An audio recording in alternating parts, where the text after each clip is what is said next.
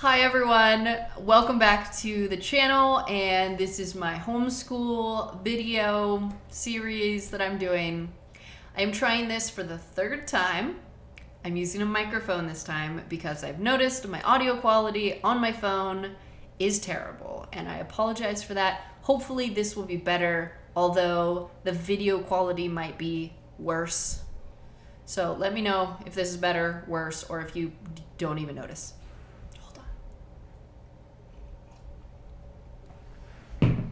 It's 80 degrees out and I'm drinking tea. Okay, so this last week we did not get nearly as much done as I had hoped to, but that's okay. Some weeks are like that, and that's the beauty of homeschooling, is some weeks you've got the energy and the time to do everything, and some weeks you don't have either, so here we are. This week we did finish 3 books, and I want to talk about those. The first being A Girl Named Rosa, The True Story of Rosa Parks by Denise Lewis Patrick. This book was definitely targeted towards a younger audience, which is perfect for my children because I have a 7-year-old and a 9-year-old. But what I liked about this is it tried to show Rosa Parks as more of a whole person instead of just focusing on that one day that she refused to give up her seat. And I've really noticed that the stories that I was told when I was in school really focused on just those specific acts of bravery or protest, and really didn't talk about the people behind the act. And so I really enjoyed that this tried to show Rosa Parks as a whole person. And I think it succeeded in that, but I don't think it was the complete story. We have been absolutely loving Let It Shine, Stories of Black Women Freedom Fighters by Andrea Davis Pinkney, illustrated by Stephen Alcorn.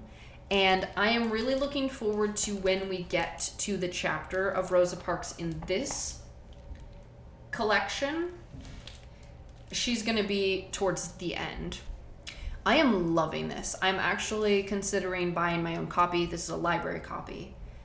But I am loving how each of these chapters, while not very long, they're only 5 to 10 pages, but they really go through and talk about the woman. Each chapter is a different woman, and they talk about her from birth to death and explain how she came to be in the situation where we hear about the act of protest or the act of bravery. And it really focuses on her as a complete individual, a whole person, and I really appreciate that. It makes it feel more real, and you get the full context while still being targeted towards a younger audience. So it doesn't go in depth into all the difficult things. There are a few subjects that it shies away from.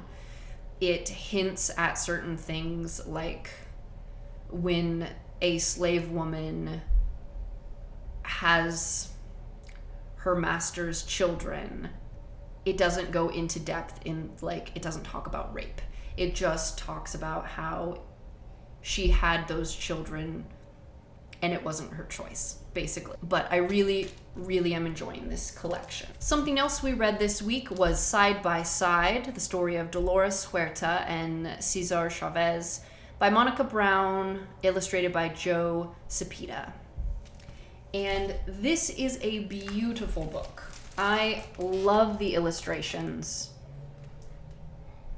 I thought this was very inspiring. I loved how it was in English and Spanish.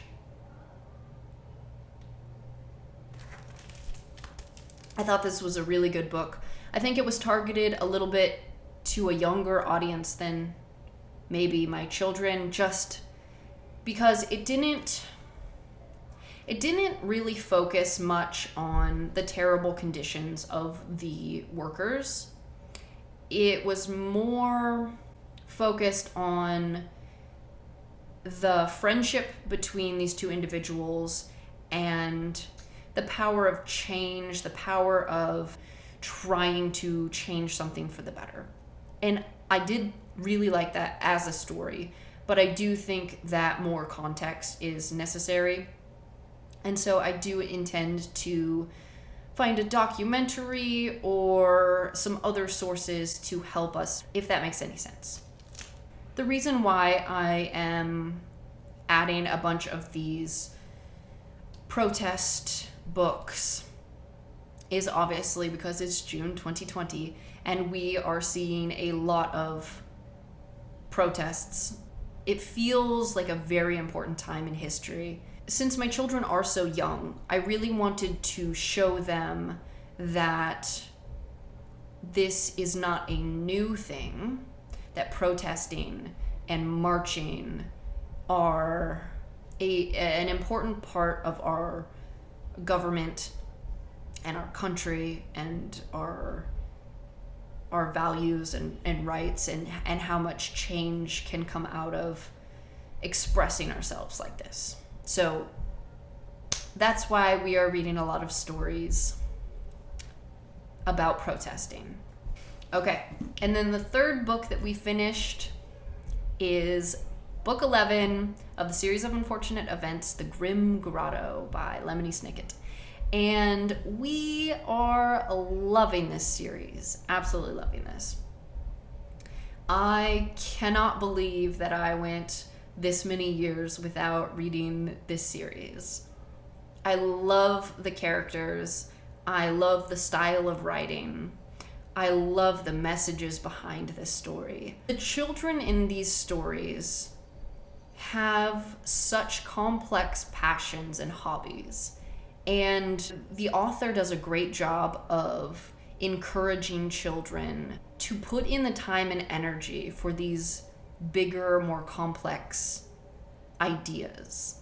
So we have a researcher, we've got a mechanical engineer, we have a poet, we're introduced to a mycologist in this particular one, and these are all children, and these are their passions and their hobbies. This is something that they are good at and that they spend time doing and that they love to do.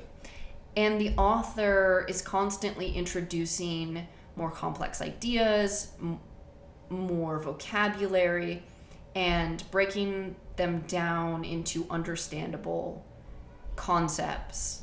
Not only does he tell the story, but he talks about how to tell a story. So there's a lot of writing devices defined in here, and it's just so well done. I just absolutely love it.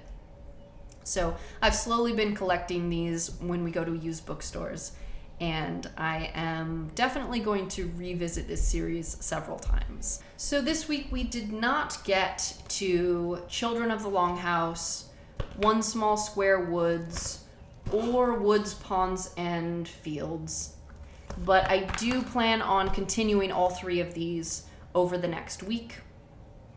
We only did school about 2.5 days this week, so we didn't get to these. But I am looking forward to continuing on in Children of the Longhouse. I decided to take Little House on the Prairie completely out of our schedule. So we've opened up several weeks of time, I guess, so we can slow down on this and really take our time and add in projects as we go, and continue to find other resources to learn about it. Like, we watched some traditional dancing videos this last week because towards the end of chapter 2 there was a big scene where everyone starts dancing, and it was describing the dancing, and then it was nice to go and watch it, so to actually see it. So that was good. We're going to continue on with those. And then we are starting the penultimate peril, book 12 in the series of unfortunate events, and very much looking forward to this. We've slowly been watching the show as we read the books.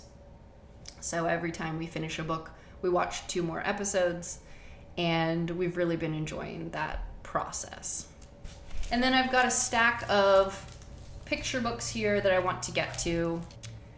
Summertime in the Big Woods is the last Little House on the Prairie book we are going to be reading. Apples to Oregon. And then I have the Bill of Rights and the U.S. Constitution, both by Norman Pearl, illustrated by Matthew Skeens. And I got these from the library because we have been doing a lot of discussion about government and the role of government and our rights as American citizens, our responsibilities, obviously spiraling off from the protests and everything that's going on there. We tried to make ice cream this last week, and I don't know what happened, but we epically failed. It was a multi-day process, and we tried multiple different ways to do it, and just ended up with half frozen, half and half. And the kids just ate it because that was as close to ice cream as we got. We've been watching, we have a nest on our front porch, and it's been really fun watching little baby birds hatch and watching them get fed by their mother and their father and watching them get bigger. So that's been a lot of fun. We're probably going to go to the library on Monday and pick up a few more books. We'll see what they have. So we might add in a few things here and there. But right now, that is my plan for the next week. And I will see you guys again next week. All right, bye.